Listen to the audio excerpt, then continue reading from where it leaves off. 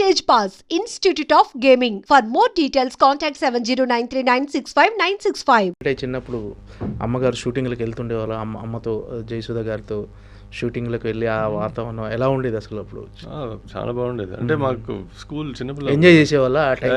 First of all holidays, school టైంలో of course వెళ్ళలేము. So హాలిడేస్లో వెళ్ళేవాళ్ళం.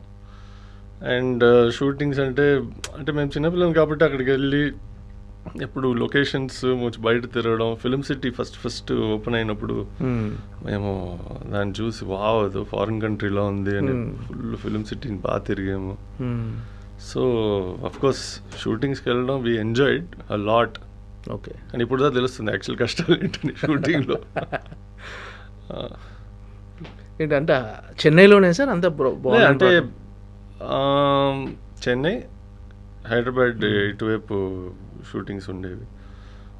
బాగా చిన్నప్పుడు అయితే నాకు మేబీ 1 or 2 మెమరీసే ఉన్నాయి. అప్పుడు మేము ఆంధ్ర రాజమండ్రి సైడ్ ఓకే అటువైపు వెళ్ళేవాళ్ళం, అమలాపురం. దాని తర్వాత ఎక్కువ హైదరాబాద్ లేకపోతే మైసూర్లో కొన్ని షూటింగ్స్ జరిగేవి. మైసూర్ అంటే చాలా ఇష్టం, అంటే బికాస్ ఆఫ్ ద మెమరీస్. చిన్నప్పుడు అక్కడ వెళ్ళడం, సిటీలో షూటింగ్ ఉంది కాబట్టి కంఫర్టబుల్గా ఉండేది. ఓకే. అంటే మీరు హైదరాబాద్కి ఇక్కడ షిఫ్ట్ అయిన తర్వాత కూడా మీరు షటిల్కి వీటికి వెళ్ళేటప్పుడు బస్సులో ఆటోలో తిరిగేవాళ్ళంట? ఆటోలు అందరూ తిరుగుతారండి. ఇప్పుడు మీరు బాంబేకి వెళ్తే మీకున్న సగం సూపర్ స్టార్స్ ఆటోలోనే తిరుగుతారు. ఓకే.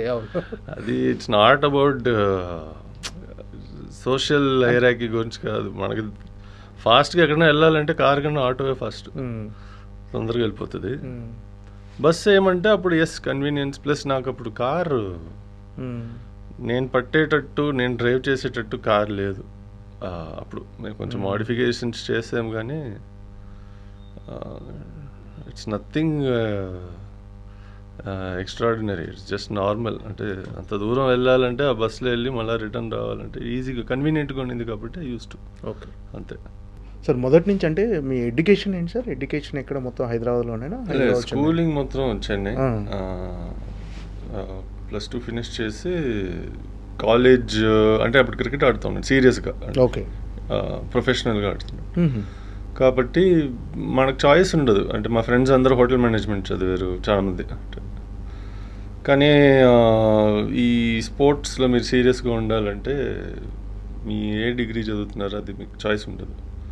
సో అలా చెన్నైలో ఉన్నప్పుడు నాకు ప్రాబ్లం అంటే అక్కడ టీంలో కొన్ని college teams 2-3 top colleges sports కోటాలో నాకు వచ్చింది సీట్. కానీ it was BA economics, BA literature, English literature or history. So ఇలాంటి కోర్సెస్ ప్లస్ స్పోర్ట్స్ కోటా, కాలేజ్కి అంత వెళ్ళాల్సిన అవసరం లేదు. But I also wanted study, especially film field. Okay. So అక్కడ చెన్నైలో విజువల్ కమ్యూనికేషన్ కోర్సెస్ ఉంటాయి కానీ దానికి స్పోర్ట్స్ కోటా అయిపోలేదు. సో అప్పుడు నేను సర్చ్ చేసేటప్పుడు అమ్మ ఇక్కడ వేరేదో పనిలో హైదరాబాద్కి వచ్చారు. అంతే, మేబీ షూటింగ్ అంటే గుర్తులేదు. కానీ హైదరాబాద్లో ఉన్నారు. ఒక 2 రోజులు అంటే వీకెండ్కి వెళ్ళి ఉన్నారు. వచ్చాను. దెన్ అప్పుడు ఇక్కడ 2-3 కాలేజెస్ ఉన్నాయి, మాస్ కమ్యూనికేషన్ కోర్స్ ఉంది. It's almost like visual communication కానీ స్పోర్ట్స్ కోటా గురించి మాట్లాడదామని. అంటే మీకు cricket 90% of the time you'll be playing cricket కాబట్టి కాలేజ్కి అటెండెన్స్ ఈ ప్రాబ్లమ్స్ వస్తాయి. సో మాట్లాడదాం అంటే we went to saint Mary's Yousuf. So అక్కడ they said okay you can do mass communication and sports quota అని. కానీ నాకు రోజు కాలేజ్కి వెళ్ళాను, మంచి అటెండెన్స్, బోర్ ఇంట్లో కూర్చుంటే. సో ఐ వాజ్ లైక్ సరే ఇక్కడ కొంచెం 2 కలిసి వచ్చింది కాబట్టి హైదరాబాద్కి షిఫ్ట్ అవ్వడం అలాగే స్టార్ట్ అయింది. అంటే మాస్ కమ్యూనికేషన్ జర్నలిజం చేశారు? ఓకే. మనకి OU కోర్స్ ఒకటి ఉంది కదా Osmania university, mass com journalism vocational వస్తుంది, పొలిటికల్ సైన్స్ అన్నీ ఉంటాయి దాంట్లో. అంటే చిన్నప్పటి నుంచి అమ్మ చెప్పేవాళ్ళ అరే నువ్వు కూడా సినిమా ఫీల్డ్లోకి రా, లేకపోతే హీరో లేకపోతే యాక్టర్ అని ఏమన్నా అడిగేవారు అమ్మగారు? ఆపోజిట్, సినిమా ఫీల్డ్ వద్దు అని చెప్పేవాళ్ళు. ఎందుకంటే ఇద్దరు పేరెంట్స్ సినిమా ఫీల్డ్ వల్ల మనకి అప్స్ అండ్ డౌన్స్ చాలా ఉంటాయి. వాళ్ళకి ఎక్స్పీరియన్స్ ఉంది కాబట్టి అలా చెప్పేవారు. కానీ మేము మాట వినంగా పిల్లలు. ప్లస్ అదేనండి, చిన్నప్పటి నుంచి చూసి మనకి ఒకటి ఎక్స్పీరియన్స్ చూసే మనం మన లైఫ్లో ఉన్న చాయిసెస్ చూస్ చేస్తాం. So cinema is something which is there, అది always whether I like it or not. నాకు చిన్నప్పటి నుంచి నా చుట్టూ ఉండింది, ఇంట్లో సినిమా, బయట సినిమా, ఎక్కడికి వెళ్ళినా సినిమా సినిమా సినిమా సినిమా అంతే. అంటే చిన్నప్పుడు అమ్మ ఫుల్ బిజీగా ఉండేవాళ్ళు, చాలా బిజీగా. నాకు తెలిసి డే నైట్ షూటింగ్లో బిజీగా ఉండేవాళ్ళు. ఒకే ఇయర్లో అమ్మ నటించిన ఒక 25 సినిమాలు రిలీజ్ అయినాయి. అది నిజంగా చాలా రికార్డు. ఒకే ఇయర్లో 25 సినిమాలు రిలీజ్ అవ్వటం. అంత బిజీగా ఉండే టైంలో మీకు టైం కేటాయించే వాళ్ళ అమ్మ? అంటే బాగా చిన్నప్పుడు, ఇప్పుడు నేను 1986 బాన్, ఆల్మోస్ట్ ఒక మిడ్ 90s వరకు చాలా బిజీ, అంటే సినిమాలు చేసేవారు. ప్లస్ మేము చిన్నపిల్లలు, స్కూల్, ప్లస్ చెన్నైలో మాకు ఎలా అంటే మా పిన్ని సుభాష్ని గారు, she also an actress, and మా మదర్ వాళ్ళ 2 బ్రదర్స్, వీళ్ళందరూ ఉండేవారు ఇంట్లో. అంటే వీళ్ళు షూటింగ్స్కి బిజీగా ఎక్కడైనా వెళ్ళారంటే వీళ్ళు వచ్చి మాతో ఉండి మమ్మల్ని చూసుకునేవారు, నన్ను, మా తమ్ముడిని, సుభాష్ని గారు కూతురు పూజ, మా అక్క. సో మేమందరూ కలిసి ఉండి అంత మిస్ చేసేవాళ్ళం పేరెంట్స్ని. కానీ ఒక once in 10 days, once in 2 weeks కలిసేవాళ్ళం. ఎంత అక్క ఉన్నా, మావయ్య ఉన్నా, అమ్మ లేని ఫీలింగ్ అనేది, మిస్ అయిన ఫీలింగ్ అయితే డెఫినెట్గా ఎంతవరకు కుదిరితే అంతవరకు ట్రై చేశారు మిస్ అవ్వకూడదని. కానీ అఫ్ కోర్స్ మిస్ చేసాము. ప్లస్ మా మదర్ ఇంకా మిస్ చేసేవారు.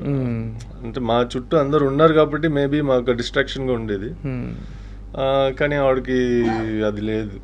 సో షీ మిస్టర్స్ అలాట్. కొన్నిసార్లు నైట్ ఫ్లైట్ పట్టుకుని వచ్చి కలిసి మార్నింగ్ ఫ్లైట్ పట్టుకుని రిటర్న్ వచ్చేసేవారు హైదరాబాద్కి అంతా. ఓకే. సో ఇలాంటివి జరిగాయి కొన్ని. అంటే కొన్ని రోజులు మీకోసం సినిమాలు కూడా వదులుకున్నారని తెలిసింది, కొంత గ్యాప్ ఇచ్చారు. అలాంటి సినిమా మా కోసం అంటే మా కోసం ఏమి ఆవిడ గ్యాప్ ఏమి ఇవ్వలేదు. మేజర్ ఏమంటే ఆ గ్యాప్స్ మేబీ బికాస్ ఆవిడకి మధ్యలో రిటైర్ అవుదాం అనుకున్నారు. మళ్ళీ 2 years తర్వాత ఆవిడకి మళ్ళీ బోర్ కొట్టి అదొకటి. రెండోది చెన్నై నుంచి ఇండస్ట్రీ ఇక్కడికి షిఫ్ట్ అయింది హైదరాబాద్కి. షిఫ్ట్ అయినప్పుడు కొన్ని అవకాశాలు కొన్ని తగ్గాయి అప్పుడు. సో మళ్ళీ పిక్టప్ అగైన్. అమ్మ నాన్న తమిళ అమ్మాయి వచ్చినప్పటి నుంచి మళ్ళీ her career is second innings అని చెప్పొచ్చు, బాగా పికప్. ఓకే. అంటే ఆన్ స్క్రీన్ చూస్తే అమ్మని ఏమనిపిస్తుంటుంది మీకు? అంటే ఇప్పుడు మదర్ క్యారెక్టర్లు ఎక్కువ మదర్ క్యారెక్టర్లు చేస్తున్నారు, మదర్ క్యారెక్టర్లకు కేర్ ఆఫ్ అడ్రస్ జయసుధ గారు. సార్ అమ్మని ఆ క్యారెక్టర్స్ చూసిన మీకు ఏమనిపిస్తుంటుంది? అసలు ఐ నో షీఈ్ యాక్టింగ్, బయట అలా ఉండరు. అమ్మ నాన్న తమిళమే ఒక సినిమా కొంచెం బయట ఎలా ఉంటారు అలాగే ఉన్నారు.